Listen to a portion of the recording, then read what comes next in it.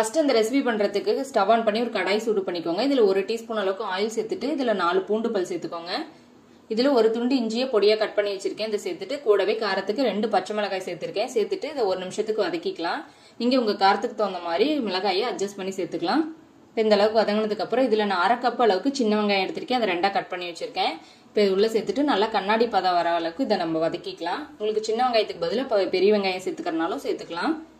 வெங்காயம் நல்லா இந்த அளவுக்கு வதங்கிருச்சு. இப்போ இதுல ஒரு சின்ன துண்டு அளவுக்கு புளி சேர்த்துக்கோங்க. புளி சேர்த்தீங்கன்னா ஒரு சின்ன புளிப்பு சுவையோட சூப்பரா இருக்கும். இது கூட ஃப்ரெஷ்ஷா துருவன தேங்காய் ஒரு 1/4 கப் சேர்த்துக்கோங்க.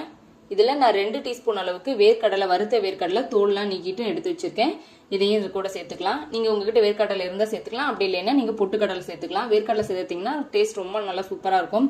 அதே மாதிரி அதிகமா சேர்த்துக்க கூடாது. அப்புறம் அந்த கொத்தமல்லியோட ஸ்மெல் போய் அப்புறம் அந்த வேர்க்கடலையோட ஸ்மெல் அதிகமா வந்துடும். அதனால நீங்க குறைவா சேர்த்துக்கோங்க. இல்லைன்னா அதுக்கு பதிலாக பொட்டுக்கடலையும் சேர்த்துக்கலாம். சேர்த்துட்டு எல்லாத்தையும் 1 நிமிஷத்தையும் நல்லா வதக்கிக்கலாம். இப்போ இதெல்லாம் மல்லி இலை சேர்த்துக்கலாம். நல்லா ஒரு கைப்பிடி அளவுக்கு நான் மல்லி இலை எடுத்திருக்கேன். அதை நல்லா கட் பண்ணி கிளீன் பண்ணிட்டு தண்டோட கட் பண்ணி சேர்த்துக்கோங்க. அப்பதான் அது இன்னும் நல்லா அந்த மல்லியோட ஃபிளேவர் நல்லா என்ஹான்ஸ் பண்ணி கொடுக்கும். டேஸ்ட் ரொம்பவுமே சூப்பரா இருக்கும். அதனால தண்டை தூக்கி போட்டுறாதீங்க. இப்போ எல்லாம் சேர்த்துட்டு நல்லா 1 நிமிஷத்துக்கு அந்த கொத்தமல்லியோட சேர்த்து எல்லாம் நல்லா வதக்கிக்கலாம். நல்லா இந்த அளவுக்கு மல்லி வதங்கிருச்சு. இப்போ நம்ம ஸ்டவ் ஆஃப் பண்ணிட்டு இதை நல்லா ஆற வச்சுக்கலாம். நல்லா ஆறினதுக்கு அப்புறம் ஒரு மிக்ஸி ஜார்ல சேர்த்துட்டு இதுக்கு தேவையான அளவுக்கு உப்பு சேர்த்துக்கலாம். உப்பு சேர்த்துட்டு இந்த சட்னிக்கு கொஞ்சமா தண்ணி ஊத்திட்டு நல்லா ஃபைனா இந்த மாதிரி அரைச்சு எடுத்துக்கோங்க. நல்லா கிரீன் கலர்ல பார்க்கவே ரொம்பவுமே சூப்பரா இருக்கு. இப்போ நம்ம சட்னியை தாளிச்சிடலாம். இப்போ ஸ்டவ் ஆன் பண்ணி ஒரு தாளிப்பு கரண்டி வச்சுட்டு இதுல 1 டீஸ்பூன் அளவுக்கு ஆயில் சேர்த்துக்கோங்க. இதுல 1/2 டீஸ்பூன் கடுகு, 1 டீஸ்பூன் அளவுக்கு உளுத்தம்பருப்பு சேர்த்துட்டு நல்லா வெடிக்க விட்டுருங்க.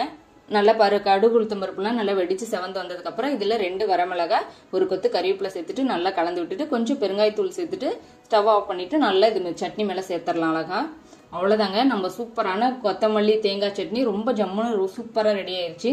நல்லா சுட சுட இட்லி தோசை கூட வச்சு சாப்பிடும்போது ரொம்பவுமே அட்டகாசமா இருக்கும். நீங்களும் இந்த ரெசிபி வீட்டுல ட்ரை பண்ணி பாருங்க. உங்களுக்கு பிடிச்சிருந்துச்சுன்னா லைக் பண்ணுங்க, ஷேர் பண்ணுங்க. நம்ம தெய்வாஸ் நலபாகம் சேனலுக்கு சப்ஸ்கிரைப் பண்ணிக்கோங்க.